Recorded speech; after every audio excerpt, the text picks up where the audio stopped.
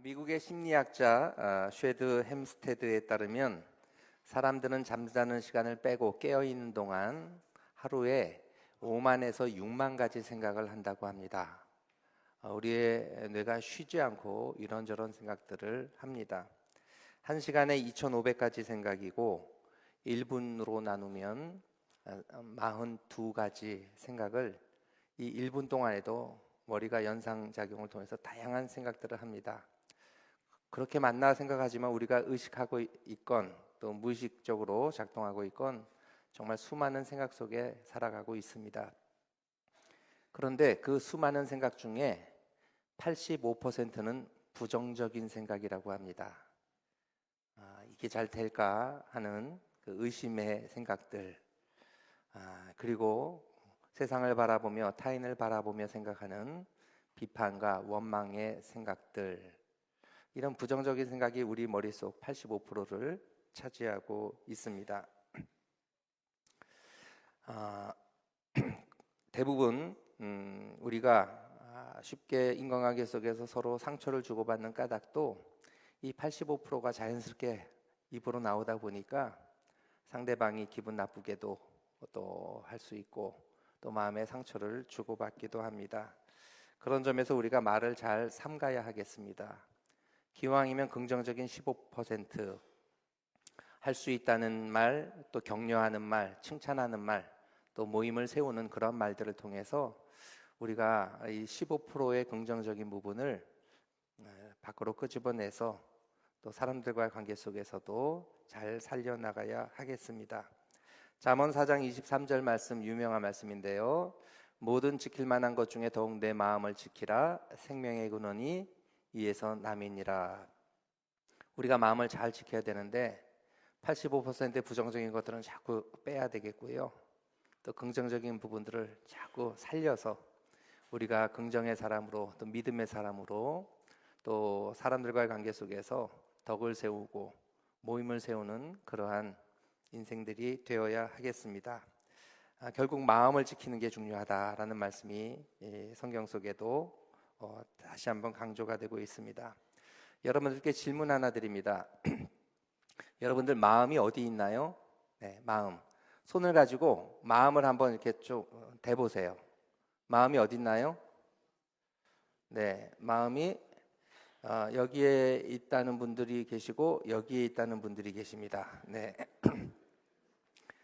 여기에 있다는 분들은 마음이 심장으로 생각하고, 네, 심장이 따뜻한 분들일 것이고, 마음은 여기에 있습니다 하는 분들은 똑똑하신 분들이에요. 네. 네, 상당히 지적인 분들입니다. 왜냐하면 요즘은 뇌과학이 발전하다 보니까 우리가 마음에 있다고 생각했던 다양한 감정들마저 이 뇌 속에 있는 다양한 뉴런, 신경세포들의 다양한 작용을 통해서 있다고 합니다. 그래서 요즘은 뇌, 결국은 마음이라는 것도 뇌에 있다고들 이야기를 합니다. 정답은 무엇일까? 이게 맞습니다. 네, 이게 맞아요. 최근 들어 발달하고 있는 학문 하나가 있습니다. 신경심장학. 네, 신경심장학이에요. 그러니까 심장에서도 신경을 가지고 있다는 겁니다. 그래서 심장도 뇌처럼 일종의 자각이 있는 기관이라고 합니다. 물론 서로 뇌와 이 심장이 서로 다양한 어떤 커뮤니케이션을 통해서 작용을 일으키지만 그럼에도 심장 자체도 독립적인 기관으로 심지어는 뇌와 별도로 학습하고 기억하고 독자적으로 결정을 내리기도 하는 기관이라고 합니다. 그래서 이 심장과 관련돼서 하트 브레인, 심장 두뇌라는 표현을 사용합니다. 심장과 뇌가 서로 정보를 밀접하게 주고받으면서 커뮤니케이션을 하고 다양한 감정을 만들어내고 또 그 속에서 우리가 행동하게 하지만 분명한 건 각자의 독자적인 영역이 있어서 심장 자체도 느끼고 경험하고 반응합니다. 가장 대표적으로 감정의 변화는 심장 박동수에 민감하게 변화를 일으킵니다. 물론 뇌에서 심장에 신호를 보내서 지금 위험한 순간이야 혹은 두려운 순간이야 해서 긴장하게 하고 심장을 쿵쿵 뛰게도 합니다. 그러나 심장 자체도 그것을 감지하고 느낍니다. 보통 심장 박동수는 1분에 70번이라고 합니다. 1분에 70번 뛰는 게 가장 편안하고 또 적합한 그러한 심장 박동수입니다. 심장 박동수를 가장 이상적으로 잘 유지시켜 주는 게 무엇일까? 연구자들이 연구하고 다양한 실험을 통해서 심장 박동수를 검사했더니 결론은 감사할 때입니다. 사람이 감사하는 마음을 가질 때 심장이 가장 안정적으로 평안히 뛴다고 합니다. 분노나 좌절감 등 부정적인 감정에 휩싸일 때는 매우 불규칙적으로 심장 박동이 일어납니다. 그리고 삶에 대해 감사한 일을 생각하고 감사한 마음을 가지면 심장 박동수는 규칙적이고 평안해집니다. 좀 글씨가 작긴 하지만 가장 왼쪽에는 분노의 때인데요. 70이 기준인데 70보다 넘어 한 90까지도 치솟기도 하고 분노의 경우에는 때로는 시간의 흐름에 따라서 또 50까지 내려오기까지 합니다. 아주 불규칙적이에요. 휴식을 취할 때, 안정을 취할 때, 명상을 취할 때는 어떤가 봤더니 변동이 좀 상대적으로 적긴 하지만 심장 박동수가 70보다는 좀 낮은 데서 횟수가 천천히 뜁니다. 그런데 가장 보기 좋고 심장 박동수가 안정적이고 평안한 상태는 감사할 때입니다. 감사한 마음을 가질 때. 그럴 때는 보면 70을 기준으로 해서 위아래로 아주 평안히 심장이 뛰는 것을 볼 수 있습니다. 그래서 가만히 요가를 한다든지 묵상을 한다든지 그럴 때보다도 오히려 감사할 때가 심장에는 더 좋대요. 그리고 마음에 평안함이 찾아들고 감사하는 것이 우리 건강에도 큰 유익이 된다고 합니다. 심장 박동의 변화 주기를 헤르츠로 나타내면 감사할 때가 0.1 헤르츠, 가장 이상적인 모습을 보인다고 합니다. 또한 감사하는 마음 상태에서는 뇌파를 측정하면 다양한 알파, 베타, 감마 다양한 뇌파가 있는데 평안할 때 느껴지는 알파파가 그 순간 뇌파에서 발생이 됩니다. 결국은 사람의 마음과 몸 최상의 상태를 유지시키는 것은 명상 평안할 때 이런 것보다 더욱더 감사할 때가 가장 효과가 크고 우리의 심신을 강하게 또 평안히 붙들어 줍니다. 감사하는 마음이야말로 그래서 요즘 최근에 긍정 심리학이 다양하게 연구되고 있는데 긍정 심리학의 결론은 뭔가 감사하는 마음이래요. 감사하는 것이 스스로의 삶을 긍정하고 받아들이고 어려움을 극복하게 하는 회복 탄력성에도 유익을 더해주는 그러한 소중한 그런 마음의 상태입니다. 그런 점에서 감사하는 훈련이 중요하다고 합니다. 제가 이런 걸 보면서 결국은 성경에 다 있구나 하는 생각을 했어요. 긍정심리학에서 이런저런 연구를 해서 이겁니다 내놨던 것이 성경에는 아주 간단하게 한마디로 나옵니다. 골로새서 3장 15절 말씀인데요. 우리 같이 읽어보겠습니다. 그리스도의 평강이 너희 마음을 주장하게 하라. 너희는 평강을 위하여 한 몸으로 부르심을 받았나니 너희는 또한 감사하는 자가 되라. 아멘. 여기서 반복되는 표현이 뭐예요? 평강, 마음, 감사. 성경은 이 한마디로 다 표현이 되는 거예요. 우리가 감사하는 자가 될 때 마음에 하나님 주시는 평강이 자리할 수 있습니다. 세상에서 얻는 평안의 자리가 있지만 그것은 감사로 이어지는 건 잠깐이에요. 그런데 그리스도 안에 있는 자들이 누리는 평강은 우리를 감사의 자리로 이끌고 또 감사하는 인생 속에서 하나님이 주시는 그 평안을 누릴 수 있게 됩니다. 그래서 여러분 이 말씀 특별히 명령이에요. 너희는 또한 감사하는 자가 되라. 기도할 때 하나님께 감사하시고 또 마주할 때 식구들한테 감사합니다. 감사합니다. 고마워요. 덕분입니다. 라고 말할 수 있어야 합니다. 감사하는 자에게는 두려움이 없습니다. 그리고 또한 감사하는 자는 겸손해요. 여러분 옆에 분들에게 우리 감사 인사 좀 했으면 좋겠어요. 옆에서 예배드려 주셔서 감사해요. 한번. 네. 옆에서 같이 예배드려 주셔서 감사해요. 네. 네. 여러분 옆에 이렇게 험악한 사람이 앉아 있어봐요. 얼마나 신경 쓰이겠어요. 근데 이렇게 인자하고 좋은 분이 옆에 계시니까 네, 반갑고 편안하게 인사도 나눌 수 있습니다. 그리고 여러분 감사는 훈련을 해야 하는데요. 여러 가지 방법이 있는데 긍정심리학에서 제시하는 방법이 이겁니다. 가장 효과적인 방법은 감사 일기를 쓰는 거래요. 언제? 잠자기 전에. 잠자기 전에 그래서 5가지 그날 있었던 일들 중에서 좋았고 감사할 일들을 적는 것. 감사 노트가 될 수 있고 감사 일기장이 될 수 있지만 그것을 5가지를 적는 게 중요하다고 합니다. 그리고 특별히 잠들기 전에 하는 이유는 대부분 기억의 고착화 현상은 수면일 때, 우리가 잠들 때 그것이 쭉 몸에 혹은 나의 생각 속에 무의식 속에 자리할 수 있습니다. 그래서 감사하는 마음으로 잠들면 우리의 삶 속에 그 감사의 습성이나 마음이나 태도가 몸에 뱄니다.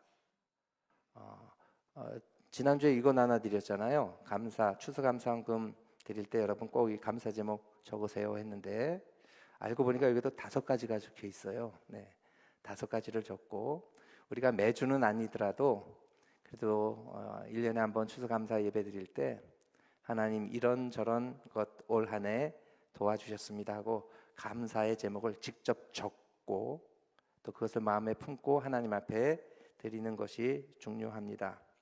오늘은 추수감사 주일입니다. 여러분 제가 어제 설교 준비를 하면서 이걸 다시 꺼내서 한번 쭉 읽어봤어요. 뭔가 하면 작년도 2023년 감사 제목 카드에서 여러분들이 추수감사절 때 드렸던 그 기도의 제목들, 감사의 제목들을 쭉 살펴보았습니다. 네. 이번 주에도 여러분들이 내신 이 감사의 제목 가지고 저도 새벽 기도 때마다 하나님 이런 성도님들은 이렇게 감사하셨네요. 감사합니다 하고 저도 감사 기도를 또 한번 드릴 것입니다. 작년에 감사의 제목들을 쭉 적어보니까 이런 내용들이었습니다. 첫 번째, 건강 때문에 감사들 많이 하셨어요. 하나님 건강 주셔서 감사합니다. 식구들 건강하게 해주셔서 감사합니다. 올해 제가 이런 수술 받았는데 몸이 그래서 잘 회복하게 해주셔서 감사합니다. 여전히 질병 속에 있지만 이 상태로 하나님 그래도 버티게 해주셔서 감사합니다. 건강 때문에 감사하셨고요. 두 번째는 식구들 때문에 감사하셨어요. 주님 남편 주셔서 감사합니다. 아내 만나게 하셔서 감사합니다. 별로 감동이 안 되시는 것 같아요. 표정들이. 네. 식구들 때문에 감사하대요. 네. 자녀들에게 건강 주시고 자녀 가정들 평안케 해주셔서 감사합니다. 또 자녀들 신앙생활 잘하게 하셔서 감사합니다. 식구들 때문에 감사하셨고 그다음 우리 교회 때문에 신앙생활 때문에 감사의 제목들이 많이 적혀 있었습니다. 거성교회 다니게 하셔서 감사합니다. 예배 때마다 은혜 주시고 말씀 주셔서 감사합니다. 소그룹 식구들과 함께 기도하게 하시고 그 기도 제목들 하나하나 이루어 주셔서 감사합니다. 주어진 직분 잘 감당하게 하셔서 감사합니다. 제가 원고에 적지 않았는데 제 마음에 들었던 게 정말 이런 분이 계셨구나 하는 게 있었어요. 작년 11월이 제가 위임식 한 날이잖아요. 그거 끝나고 추수감사절이어서 어떤 분은 김태준 목사님 위임되게 해주셔서 감사합니다 하고 네, 저 때문에도 감사하신 분이 계셔서 네, 어느 분인지 제가 기억은 안 나는데 정말 감사를 드립니다. 또 마지막으로 일터 때문에 감사하신 분들이 많이 계셨어요. 직장과 일터 주셔서 감사합니다. 사업체 잘 운영되게 하시니 감사합니다. 또 자녀들 취업하게 해주셔서 감사합니다. 또 새로운 일터, 일감 주셔서 감사합니다. 이런 여러 가지 감사의 제목들이 우리 가운데 자리합니다. 올해도 뭐 비슷비슷하겠죠. 네, 비슷비슷할 겁니다. 그러나 또 이렇게 반복하면서 하나님께 감사할 수 있음도 또 큰 은혜입니다. 생명이 있어서 오늘 이 자리에서 예배할 수 있음도 하나님의 은혜입니다. 여러분들이 드리는 이 감사의 제목들이 더욱더 풍성이 넘쳐나고 또 반복될 뿐만 아니라 풍성해지고 더욱더 세밀해지고 더욱더 많아지기를 주님의 이름으로 축원합니다. 오늘 설교 본문은 시편 118편입니다. 118편은 감사 시편이에요. 감사의 제목들이 담겨져 있고 고백들이 담겨 있습니다. 그리고 하나님 앞에 나와 감사하는 공동체의 감사의 고백도 어우러집니다. 특별히 종교개혁자인 마틴 루터는 이 시편에 대해서 이렇게 말했습니다. 이 시편 118편은 내가 가장 사랑하는 시편이다. 그 이유에 대해서 그는 나는 여러 번 이 시에 끌렸다. 그리고 이 시편은 나를 수많은 환난에서 건져 주었다. 고백합니다. 황제와 왕들도 지혜자와 모사와 성도들도 모든 순간 나를 도울 수는 없었는데 그러나 홀로 있을 때 이 시편이 나에게 큰 위로와 힘이 되어 주었다. 어려움 속에 있을 때 이 시편을 붙잡고 그 어려움을 견뎠다는 고백입니다. 이미 한 40년 전에 돌아가신 분인데 한국 구약 신학자로 유명한 김정준 박사님이라고 목사님이 계십니다. 그분이 죽을 병에 걸렸다가 살아나신 분이에요. 특별히 그는 폐결핵으로 인해서 폐 한쪽을 떼어내야 될 정도로 큰 어려움이 있었는데 그래도 하나님께서 살려주셨어요.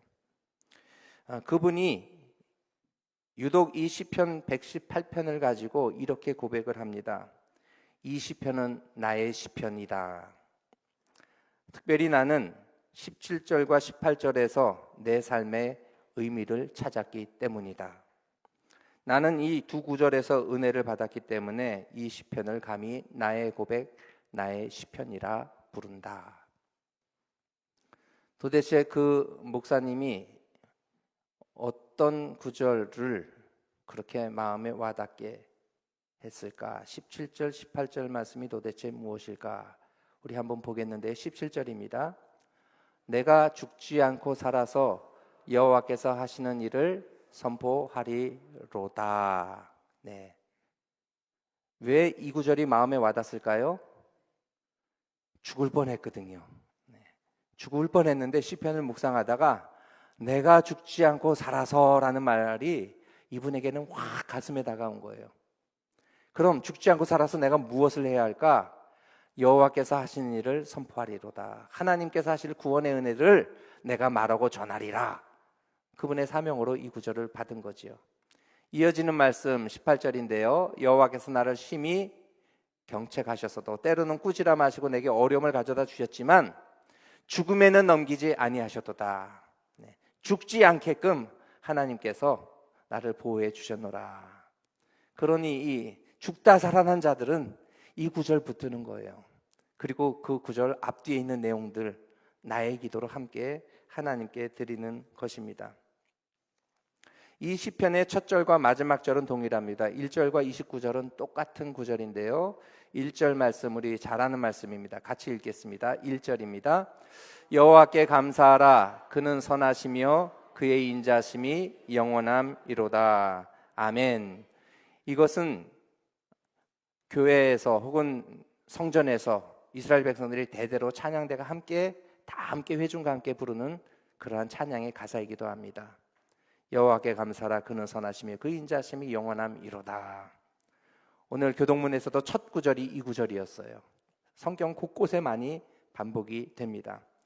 그가 감사하는 이유가 무엇일까? 두 가지 이유를 말씀드립니다. 첫 번째, 여호와께서 내 편이 되어 주시기 때문에, 하나님이 내 편이 되어 주시기 때문이에요.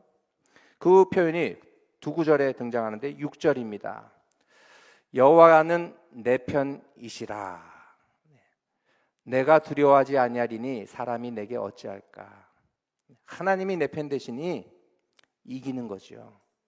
사람들이 나를 공격해도 내가 능히 두려워하지 않고 이겨나갈 수 있는 겁니다. 하나님이 내 편이시기 때문에.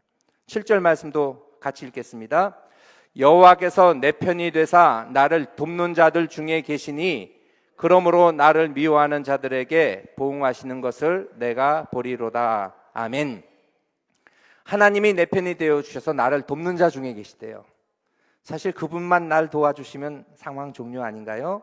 하나님이 나의 돕는 자가 되어 주세요. 왜? 내 편이 되시기 때문에. 여러분 어렸을 적에 편갈라서 놀이 많이 해보셨죠? 두 팀으로 나누는데 중요한 게 뭐예요? 가위바위보를 잘해야 돼요. 두 사람이 꼭 보면 가위바위보를 해서 편을 뽑습니다. 너와 너 우리 편 차례대로 뽑습니다. 나눠 갔죠. 그런데 보면 탁월한 한 사람이 있으면 서로 그 사람 자기 편 만들려고 할 거예요. 가위바위보에서 첫 번째로 스카우트 대상이 되죠. 탁월한 사람이 있으면 됩니다. 제가 부목사를 할 때 교회에서 축구 대회를 했습니다. 8팀이 만들어져 가지고 하는데 부목사도 11명이었기 때문에 또 전도사님도 있어가지고 교육자 팀이 한 팀이 구성이 돼요. 그런데 감독이 누구였는가? 신현호 집사님이라고 여러분 혹시 들어보셨나 모르겠어요. 차범근 집사님하고 같이 축구 대표팀도 했었고 나이도 같으세요. 그리고 할렐루야 축구단 초대 감독을 하셨던 분이고, 그리고 제가 이제 부목사를 할 때는 숭실대 대학교 축구팀 감독과 또 시간 지나서 한양대 축구 감독도 역임했던 분입니다. 지금은 장로로 은퇴하셨지만 그때는 안수 집사님이었어요. 그리고 그래도 교육자들 좀 도와주시고 작전을 좀 이렇게 좀 설명해 주셨습니다. 그때 많이 도움이 됐던 것 같아요. 역시 프로가 다르구나 하는 생각을 했습니다. 그분은 경기에는 절대 뛰지 않으십니다. 근데 연습 경기할 때 살짝 잠깐 뛰어보셨어요. 10명이 달려들어도 감당을 못합니다. 요리조리 답하고 딱 슛하면 아무리 나이가 많아도 국가대표 했던 분들은 역시 다르더라고요. 아마추어가 상대가 되질 않아요. 10명이 달려들어도 되질 않습니다. 그런 분이 내 편이면 이기는 거죠. 여러분 실력이 내가 좀 딸린다 싶으면 정말 뛰어난 사람 한 사람을 스카우트 하든지 내가 그 편이 되면 돼요. 그런데 여러분 하나님이 내 편이 되어 주신대요. 우리 인생에서 좌절하고 쓰러질 때 내 편이 되어 주셔서 손잡아 주시고 이렇게 세워 주십니다. 여러 가지 어렵고 헤쳐나가야 될 인생의 여정 속에서 하나님이 내 편이 되어 주셔서 돕는 자가 되어 주신대요. 그러니 우리가 감사할 수밖에 없지요.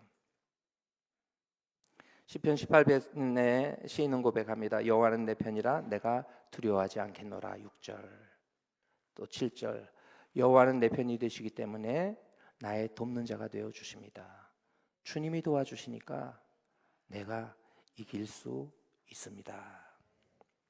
두 번째 시인이 감사하는 이유는 여호와께서 나의 구원이 되시기 때문입니다.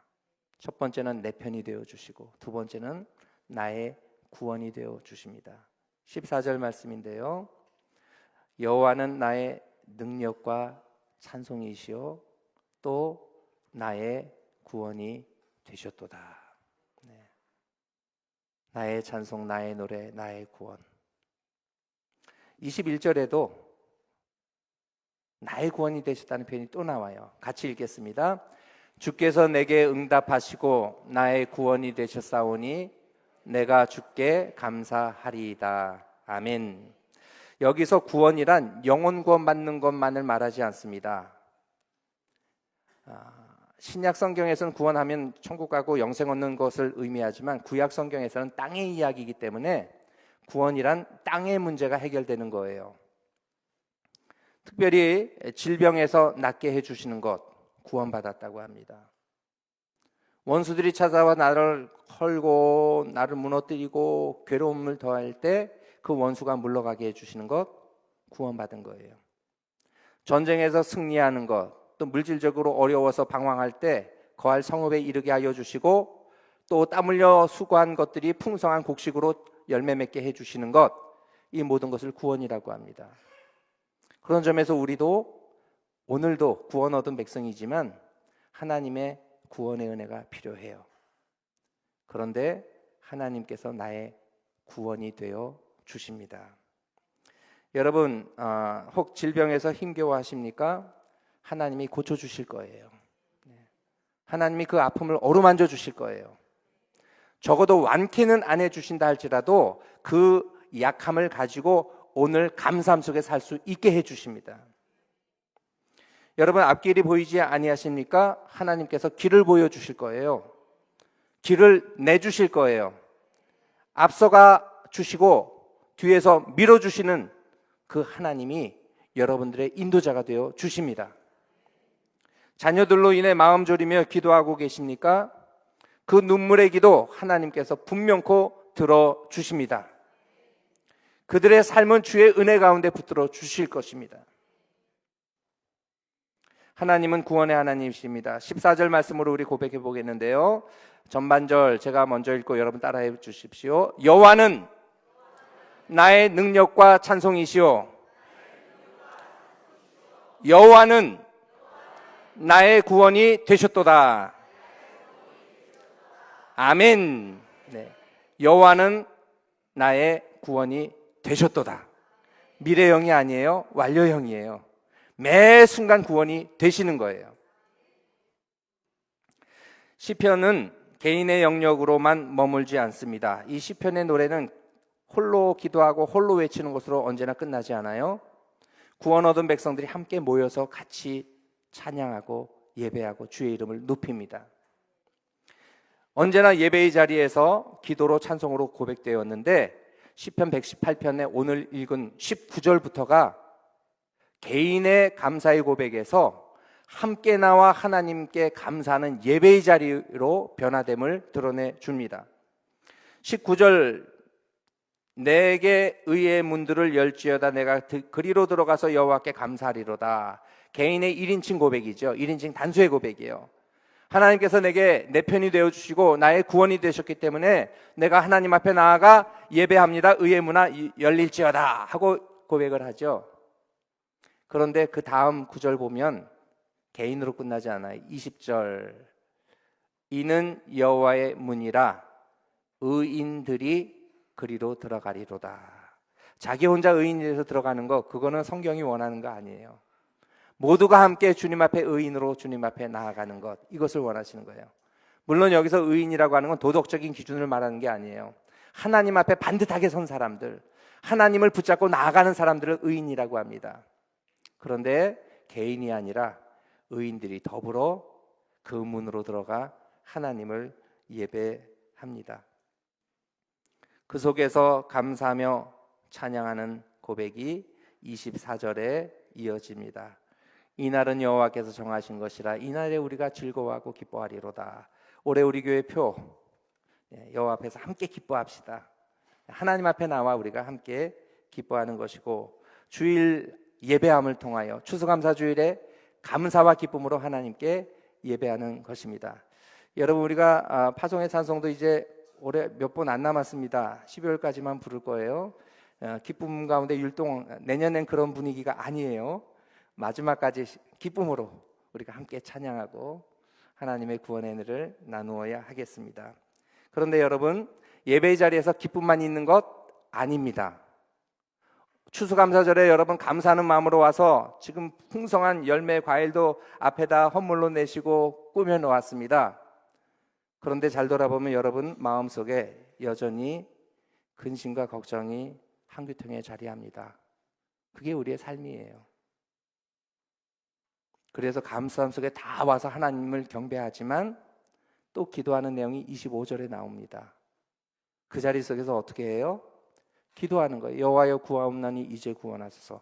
구원 받은 줄 알았는데 또 구원의 문제가 필요한 거예요. 여호와여 우리가 구하옵나니 이제 형통하게 하소서. 그 감사함 속에서도 여전히 기도하는 거죠. 주님 구해 주십시오. 주님 형통한 은혜를 우리 가운데 허락해 주옵소서. 이렇게 주님 앞에 간구하는 그 예배의 자리 속에 대제사장과 찬양단이 그 모인 무리들을 향하여 축복을 합니다. 그 축복하는 내용이 26절에 나와 있어요. 잘 보면 화자가 바뀝니다. 여호와의 이름으로 오는 자가 복이 있으며, 이건 제가 제사장은 아니지만 앞에 선 자가 선포하는 거예요. 믿음의 예배를 드리고 하나님 앞에 감사하지만 여전히 기도의 제목 속에 형통함을 구하는 자들에게 축복하는 거예요. 여호와의 이름으로 오는 자 여러분들이 복이 있습니다. 우리가 여호와의 집에서 너희를 축복하였도다. 제사장들이 또 찬양대가 예배드리는 여러분들을 향해서 축복하는 거예요. 하나님께서 여러분들에게 복을 주시고 은혜를 베푸실 것입니다. 특별히 민수기 6장 24절로 26절에 보면 아론의 자손들이 대대로 제사장들이 축복해야 될 그 축복문이 나와요. 어떤 축복을 드렸을까? 여호와는 내게 복을 주시고 너를 지키시기를 원하며, 여호와는 그 얼굴을 내게 비추사 은혜 베푸시기를 원하며, 여호와는 그 얼굴을 내게로 향하여 뜨사 평강 주시기를 원하노라. 예배하는 자들, 감사함 속에 나오는 자들에게 이 축복이 선언이 되었습니다. 저도 오늘 이 자리에서 이 말씀으로 여러분들을 축복합니다. 여호와 하나님께서 여러분들에게 복 주시기를 간절히 축원합니다. 여호와 하나님께서 여러분들을 지키시기를 간절히 기원합니다. 여러분들을 하나님께서 은혜로 베풀어 주시기를 간절히 기원합니다. 여호와 하나님께서 여러분들에게 평강에 평강을 더해 주시기를 주님의 이름으로 축원합니다. 아멘. 이렇게 축복이 이루어지는 거예요. 아멘으로 받은 분들은 그대로 이루어집니다. 왜? 하나님은 신실하신 분이시니까, 하나님은 내 편이 되시니까, 하나님은 나를 돕는 자가 되시기 때문에 이 축복의 말씀 그대로 이루어져요. 아멘 하면 되는 거죠. 그런데 이 모든 복을 받기 위한 조건이 잘 읽어보면 나와요. 민수기 말씀 속에서 여호와의 얼굴을 내게로 향하여 드사, 여호와는 그 얼굴빛을 내게 비추사. 다시 말하면 이 모든 축복이 언제 임해요? 하나님과 얼굴과 얼굴이 마주할 때. 우리가 하나님의 얼굴을 구체적으로 볼 수는 없어요. 너무 거룩하신 분이어서 구약 성경에서도 모세 외에는 직접 본 사람이 없습니다. 그렇다면 우리는 그 모습을 직접 두 눈으로 뵐 수는 없지만 하나님이 계시고 하나님을 예배하는 이 교회당에 와서 앞을 향하여, 십자가를 향하여, 혹은 성경을 향하여, 때로는 고개를 들고 하나님, 내 얼굴을 주님께로 향합니다. 주의 얼굴빛 내게 비추셔서 은혜 베풀어 주옵소서, 나를 지켜 주옵소서, 내게로 당신의 얼굴을 향하여 들어주시옵소서, 그리하여 평강의 평강으로 함께해 주옵소서. 우리가 주님께로 언제나 향해야 합니다. 그리고 이 고백 속에 우리가 다음과 같이 우리의 믿음을 고백할 수 있습니다. 28절 말씀인데요, 마지막으로 이 말씀 같이 읽고 말씀을 맺겠습니다. 같이 읽습니다. 주는 나의 하나님이시라 내가 주께 감사하리이다. 주는 나의 하나님이시라 내가 주를 높이리이다. 아멘.